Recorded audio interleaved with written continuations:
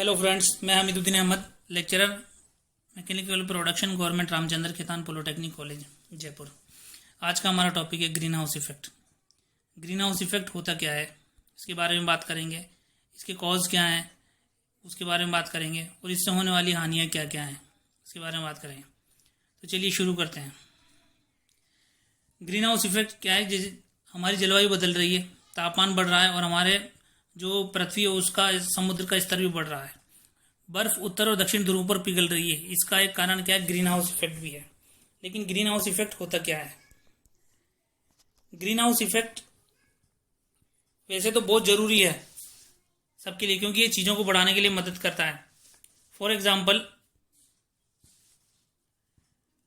जैसे कि हमारे को जैसे सर्दी के अंदर कोई फसल उगानी है, जैसे सपोज करो टमाटर की फसल ही उगानी है हमारे को, तो हम क्या करते हैं, एक ग्लास का चैम्बर बनाते हैं, उसके अंदर छोटे छोटे पौधे लगाते हैं।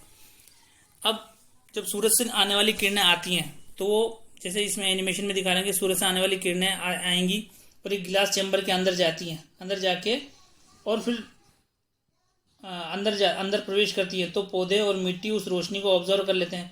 लेकिन ये हीट क्या होती है, बहुत ज़्यादा मात्रा में आती है, तो इसका क्या कुछ पोर्शन ही ऑब्जर्व होता है और बाकी पार्ट क्या हो जाता है, रिफ्लेक्ट हो जाता है। लेकिन क्या है कि ग्लास चैम्बर की वजह से इसके अंदर क्या है, कुछ ही पार्ट इसका क्या है बाहर जाता है और बाकी का वापस रिफ्लेक्ट होके और वापस इसके अंदर ही आ जाता है, चैम्बर के अंदर ही आ जाता है। अब इस चैम्बर में आने से क्या होगा, इससे आने से क्या होता है कि ये चैम्बर की क्या है, जो है हीटिंग बढ़ती जाती है। हीटिंग बढ़ने से क्या होता है, जो ये फसल है ये जल्दी ग्रो होने लग जाती है इसके अंदर से। ये बहुत अच्छा रहता है अगर कम मात्रा में हो, मतलब ये एक लिमिटेड, अगर इसको ज़्यादा नहीं हो अगर ये पूरी पृथ्वी पे, तो ये बहुत अच्छा है ग्रीन हाउस इफेक्ट। लेकिन अगर इसको क्या है ज़्यादा मात्रा में हो जाए तो ये पूरा बहुत ज़्यादा हार्मफुल हो जाएगा हमारे लिए सबका। अब इसमें क्या है, हीट जो है वो चैम्बर में ट्रैप हो जाती है, उसे ग्लास से बाहर नहीं आने लेती। या यूँ कहें, अब जिसमें कि ये जो हीट है ये पौधे या मिट्टियों से जिससे रिफ्लेक्ट होती है वापस आती जाती है, जो रिफ्लेक्ट हो जाती है तो वो ग्लास चैम्बर में ही हीट को बढ़ा देती है और ग्लास चैम्बर क्या गर्म हो जाता है। अब पूरा चैम्बर गर्म होता है ना, तो इसी इफेक्ट को हम क्या ग्रीन हाउस इफेक्ट भी कहते हैं। अब ग्रीन हाउस इफेक्ट मैंने कहा यूँ तो जरूरी है, लेकिन अगर ग्रीन हाउस जरूरी है क्योंकि अगर ग्रीन हाउस इफेक्ट नहीं होना तो अर्थ का टेम्परेचर क्या हो जाएगा, बहुत ज़्यादा कम हो जाएगा। जैसे कि क्योंकि सूरज हमारे को रोशनी देता रहता है लगातार, लेकिन क्या है सूरज की 22.5% ही रोशनी हमारे को मिल पाती है, इसकी इतनी ऊर्जा मिल पाती है। अब इसका क्या है कि इससे क्या है, इसका टेम्परेचर क्या बहुत, अगर ग्रीन हाउस इफेक्ट नहीं होगा ना तो टेम्परेचर बहुत कम हो जाएगा हमारा, मतलब -18 डिग्री रहेगा। अब उस टेम्परेचर को नॉर्मल टेम्परेचर 15 डिग्री सेल्सियस तक करने के लिए ग्रीन हाउस इफेक्ट जरूरी है ना। अब ये ग्रीन हाउस इफेक्ट में जैसे सूरज की किरणें, अब ये तो हमने छोटे से चैम्बर के बारे में बात करी थी। अब अगर हम जैसे पृथ्वी की बात करें, अब अपनी अर्थ पे भी क्या होता है, अपनी अर्थ पे भी ये, जैसे कि अर्थ है, ये सन है, सन की जो रेज है इस पे पड़ रही है। जैसे ये हमारी ये सन की सरफेस है, सन की सरफेस है, ये हमारा एटमॉस्फेरिक एरिया है, ये वाला एटमॉस्फेयर है। ये जो ब्लू वाला दिख रहा है हमारा, ये एटमॉस्फेरिक एरिया है, ये हमारी ग्रीन, हमारी क्या है अर्थ है ये।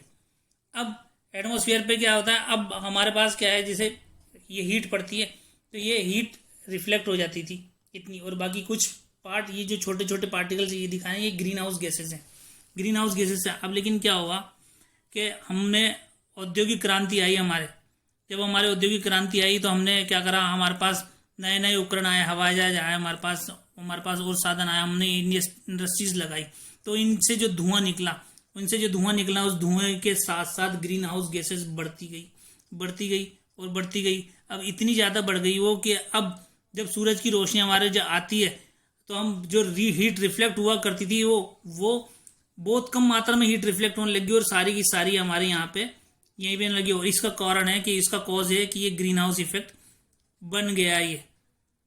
तो ये हीट बनने से क्या है, ग्रीन हाउस इफेक्ट में क्या है, हीट का जो टेम्परेचर है अर्थ का वो बहुत ज़्यादा बढ़ गया। मीन्स अब क्या हुआ कि अर्थ का टेम्परेचर बहुत ज़्यादा बढ़ता जा रहा है। अब ये कहने को तो आज की तारीख में 1.9 फ़ारेनहाइट डिग्री बढ़ा है इसका टेम्परेचर, लेकिन 1.9 फ़ारेनहाइट बहुत ज़्यादा है। क्योंकि हम अगर बात करें आज, जब आइस एज हुआ करती थी, जब पृथ्वी पूरी बर्फ में ढकी हुई थी और तब से लेके और अब तक केवल 9 डिग्री फ़ारेनहाइट टेम्परेचर ही बढ़ा है हमारी पृथ्वी का। अब हम देखते हैं जैसे इस फिगर के अंदर दिखाया गया है कि एक तो क्या नेचुरल ग्रीन हाउस इफेक्ट है, एक ये ह्यूमन हैंस्ड ग्रीन हाउस इफेक्ट है। अब पहले क्या हुआ था, जब कल कारखाने नहीं थे, कारखाने इंडस्ट्रीज नहीं थी, व्हीकल्स नहीं थे, बड़ी बड़ी जो धुआं उत्पन्न करने वाली जो हमारे उपकरण है वो नहीं थे, इंडस्ट्रीज नहीं थी मतलब जैसे, तब ये वाला जो पार्ट दिखाया गया है इसके अंदर ये वाला, तब इसमें देखिए आपकी ये लेयर कितनी छोटी है, इसकी ग्रीन हाउस गैसेस की जो लेयर है ये कितनी छोटी है, ये कितनी पतली लेयर है। जब तो इसमें क्या होता था, ग्रीन हाउस इफेक्ट बहुत आसान अच्छा हुआ करता था। इसमें जब सूरज का रेडिएशन आता, रेडिएशन रिफ्लेक्ट होके और ये इतनी सारी ये यहाँ से निकल जाया करती थी बाहर। लेकिन अब क्या है कि जो ये रीजन है ये बहुत ज़्यादा बढ़ गया है, जिसे देखिए ये रीजन बढ़ गया, ये रीजन इतना सारा हो गया। तो ये वाला ये पिंक वाला दिख रहा है, ये ग्रीन हाउस गैसेस इसके अंदर बढ़ गई हैं। इसके अंदर ग्रीन हाउस गैसेस कौन कौन सी है, जैसे कार्बन डाइऑक्साइड है, मीथेन है, N2O है, ओजोन गैस है, वाटर वेपर है और क्लोरोफ्लोरोकार्बन्स हैं। ये सब क्या है, जो 6 GNG गैसेस कहलाती हैं। इनकी वजह से क्या हुआ, जो रेडिएशन यहाँ नीचे आया, रेडिएशन आने से आ तो गया, लेकिन अब जब वो वापस जा रहा था तो उसकी बहुत कम मात्रा बाहर निकल पाई और बाकी की वापस रिफ्लेक्ट होके और हमारी अर्थ पे ही पड़ने लग गई है, वापस हमारी अर्थ पे ही पड़ने लगी। देखिए जैसे इसके अंदर दिखाई, हमारी अर्थ पे वापस आने लगी है। तो इससे क्या हुआ कि हमारी अर्थ का जो है टेम्परेचर वो बढ़ने लगा है और इसका कॉज है ग्लोबल वार्मिंग। इसकी वजह से ही ग्लोबल वार्मिंग हो रही है, सीधी सी बात है। जो ग्रीन हाउस इफेक्ट है उसी की वजह से ग्लोबल वार्मिंग हो रही है। ग्रीन हाउस इफेक्ट यूं तो सही है, लेकिन जब ये GNG गैसेस बढ़ जाएंगी तब ग्रीन हाउस इफेक्ट अकर होता है, तो ग्लोबल वार्मिंग की कंडीशन पैदा होती है। इससे क्या होगा, जल स्तर बढ़ जाएंगे पूरे के पूरे, बाढ़ आ जाएगी, मतलब हर जगह जो क्लाइमेट का जो चेंज है ना वो इसी की वजह से हो रहा है। कहीं तो बाढ़ आ जाती है, कहीं सूखा पड़ जाता है और कहीं बिल्कुल मतलब क्या है कि जहाँ पे जरूरत है नहीं है पानी की वहाँ पानी आ जाता है, बहुत ज़्यादा बाढ़ आ जाती है पानी। और जो ग्लेशियर पिघलते हैं उनसे क्या है, जल का स्तर बहुत ज़्यादा बढ़ जाएगा। अगर जल स्तर बढ़ेगा तो फिर क्या होगा, हमारे जो रहने के जो टापू हैं, जैसे जो भी ज़मीन बची हुई है, वैसे ही तो 71% तो वाटर ही है अपनी अर्थ पे, और उनका वाटर लेवल फिर और ज़्यादा बढ़ेगा तो फिर कितनी 29 से फिर और कम रह जाएगी हमारी अर्थ की जो स्पेस है वो। तो इसलिए ग्लोबल वार्मिंग एक बहुत बड़ी चुनौती है हमारे सबके लिए, और ये इसका कॉज क्या है, ग्रीन हाउस इफेक्ट है। और ग्रीन हाउस इफेक्ट होने का कॉज क्या है, ग्रीन हाउस गैसेस। तो आइए चलिए हम ग्रीन हाउस गैसेस के बारे में जानते हैं क्या होती हैं ये। बेसिकली 6 तरह की ग्रीन हाउस गैसेस को कंसीडर किया है हमने यहाँ पे, जैसे कार्बन डाइऑक्साइड है, वाटर वेपर है, मेथेन है, ओजोन है, नाइट्रस ऑक्साइड है और क्लोरोफ्लोरोकार्बन्स है। अब हम देखते हैं कि जैसे सबसे ज़्यादा मात्रा में कार्बन डाइऑक्साइड है आज की तारीख में, फिर उसके बाद मेथेन की बात करते हैं। मैंने वाटर वेपर तो है ही सही, वाटर वेपर का तो हम कुछ कर ही नहीं सकते क्योंकि वाटर तो वेपराइज होगा, तो वाटर वेपर मौजूद रहेगी सही उसके अंदर एनवायरनमेंट में, लेकिन हम और दूसरी चीज़ों को तो कम कर सकते हैं। तो कार्बन डाइऑक्साइड के बारे में देखते मिले। कार्बन डाइऑक्साइड क्या है, आती कहाँ है, कार्बन डाइऑक्साइड आती कहाँ से? सबसे पहले तो हम लोग जो जितने भी जीवित प्राणी है इस धरती पर वो कार्बन डाइऑक्साइड छोड़ते हैं, है ना। उसके अलावा जो दूसरे कारण है, बर्निंग ऑफ फॉसिल फ्यूल्स हैं, जो फॉसिल फ्यूल्स हैं उनको जलाने से भी कार्बन डाइऑक्साइड निकलती है। फिर उसके अलावा जो औद्योगिक कल कारखाने हैं उनसे जो धुआं निकलता है उसके अंदर कार्बन डाइऑक्साइड निकलती है। फिर जो हमारे गाड़ी व्हीकल्स वगैरह हैं, जितने भी कार, स्कूटर या बस, ट्रक वगैरह जो भी हैं हमारे सब व्हीकल्स हैं, उनसे निकलने वाला धुआं है उसके अंदर कार्बन डाइऑक्साइड निकलती है। हम ये देखें, अगर आंकड़ों के हिसाब से देखा जाए तो 1750 से पहले कार्बन डाइऑक्साइड का कंसंट्रेशन 280 ppm था और आज की तारीख में 395.4 ppm है। मीन्स इसके अंदर क्या है, 41.2 की वृद्धि हो चुकी है। और इसकी जो एटमॉस्फेरिक लाइफ स्पान है वो 30 साल से लेकर 95 साल तक कार्बन डाइऑक्साइड की गैस के अणु रह सकते हैं इस धरती पे, वातावरण के अंदर। अब इसके लिए क्या है कि हमको सबसे बड़ा कारण जो रहा इसका वो ये रहा कि हमने पेड़ पौधों को काट दिया।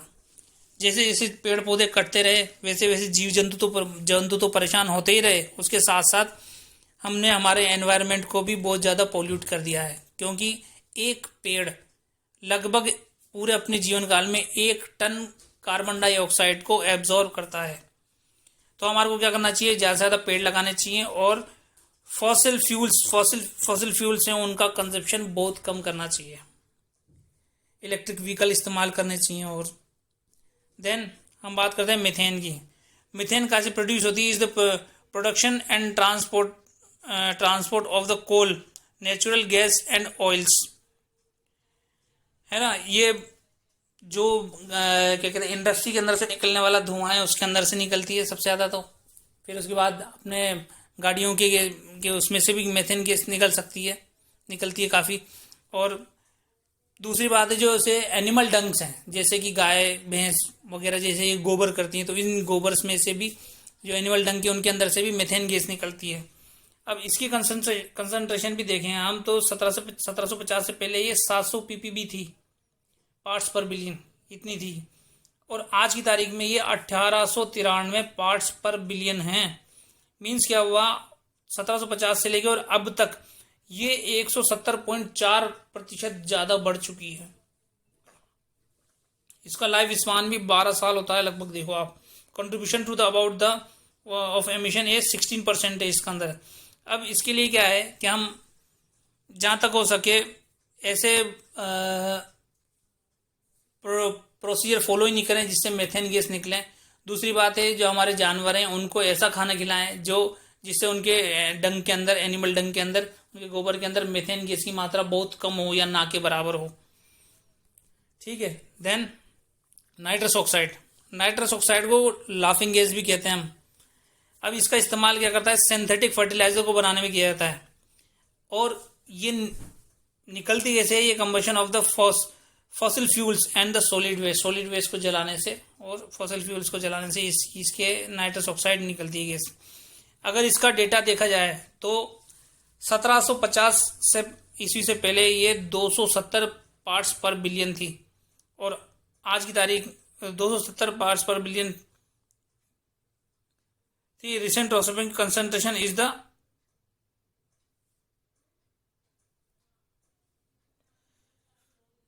तो ये 1750 तक, ये अभी तक 20.7% बढ़ चुकी है। ये 20.7% बढ़ चुकी है। इसका लाइफ टाइम इसकी होती है 114 साल।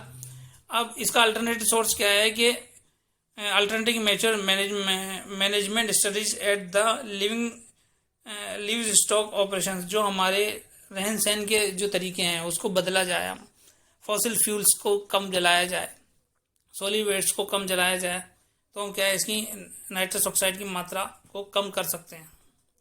देन जो सबसे इम्पोर्टेंट है आज की तारीख में वो है क्लोरोफ्लोरोकार्बन्स। क्लोरोफ्लोरोकार्बन्स क्या है, ये basically emit from the refrigerant, जो रेफ्रिजरेंट इस्तेमाल करते हैं।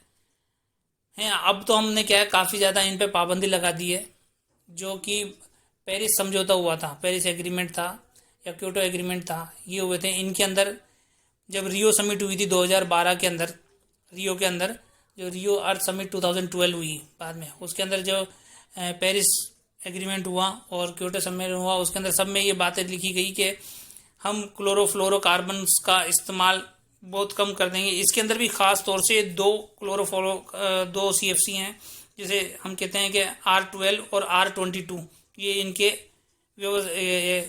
उसके ट्रेड नेम है इनके। जैसे जो पहला वाला है डाइफ्लोरोमेथेन और सेकंड है ये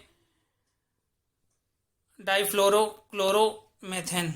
ये दोनों जो हैं रेफ्रिजरेंट बहुत ज़्यादा क्षति पहुंचाते हैं और ये एब्जॉर्ब करते हैं हीट को, जो बाहर जाने वाली जो रिफ्लेक्ट होगी सूरज से, अर्थ से रिफ्लेक्ट होगी जो हीट आती है ना, उसको ये एब्जॉर्ब कर लेते हैं।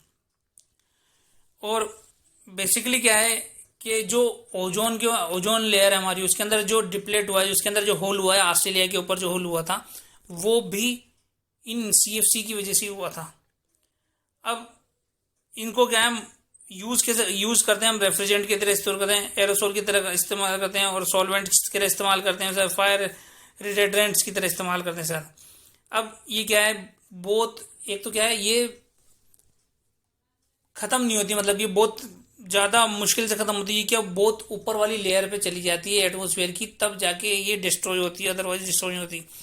तो हम इसको रोकने के लिए क्या करें कि हमको ये वाले जो CFC आजकल तो इको फ्रेंडली रेफ्रिजरेंट इस्तेमाल होने लग गए, जैसे रेफ्रिजरेटर और एयर कंडीशनर के अंदर जितने भी जो रेफ्रिजरेंट इस्तेमाल होते हैं वो इको फ्रेंडली होने लग गए, जो नेचुरल रेफ्रिजरेंट कहलाते हैं उनको, जैसे कि R410A हुआ, और अलग अलग तरह के जो रेफ्रिजरेंट है इनको इको फ्रेंडली रेफ्रिजरेंट भी कहते हैं। और ये सब क्या है, एनवायरनमेंट के संरक्षण करने वाले जो हमारे कमेटी है, जो सब है, इनकी वजह से इसको ये सब हुआ है कि इन दो जो रेफ्रिजरेंट है इनके ऊपर तो पूर्ण तरह से पाबंदी लग चुकी है।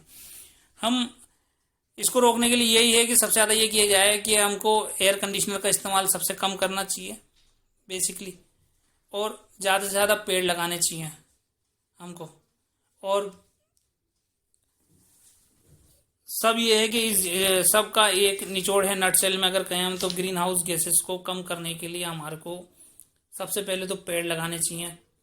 हमारे को पब्लिक ट्रांसपोर्ट का इस्तेमाल करना चाहिए, ताकि क्या है, कम व्हीकल इस्तेमाल हो तो फिर उससे निकलने वाला धुआं कम हो। रिसाइकिल प्रोडक्ट इस्तेमाल करना चाहिए, ताकि क्या इंडस्ट्री के अंदर वो वापस से रिसाइकिल हो जाए, है ना। और दूसरा ये है इलेक्ट्रिक व्हीकल्स इस्तेमाल करने चाहिए। ये सारे जो पॉइंट हैं, ये इनको अगर हम ध्यान में रखते हैं तो हम ग्रीन हाउस इफेक्ट को कम कर सकते हैं, जो कि एक लिमिटेड लेवल तक कर सकते हैं। वरना फिर ये जो मेन कारण इसका इफेक्ट बनेगा वो ग्लोबल वार्मिंग होगी। अब ग्लोबल वार्मिंग आप जानते ही हैं कि बहुत ज़्यादा खतरनाक है एक तरह से। ग्लोबल वार्मिंग से हमारी क्या है, पृथ्वी, वरना अगर इसी तरह से इसी स्पीड से हम अगर पृथ्वी का क्षय करते रहे, इसका ग्लोबल वार्मिंग होती रही, तो 2050 तक तो हम पृथ्वी रहने लायक ही नहीं बचेगी। तो आशा करता हूँ कि आपको ये टॉपिक पसंद आया होगा। आपको पसंद आया होगा तो आप भी हमारे इस मुहिम में साथ में जुड़ें कि हम निश्चय करें कि हम ग्रीन हाउस गैसेस का एमिशन बहुत कम करेंगे और ज़्यादा से ज़्यादा पेड़ लगाएंगे। आशा करता हूँ आपको हमारा वीडियो पसंद आया होगा। वीडियो देखने के लिए धन्यवाद। Thank you so much.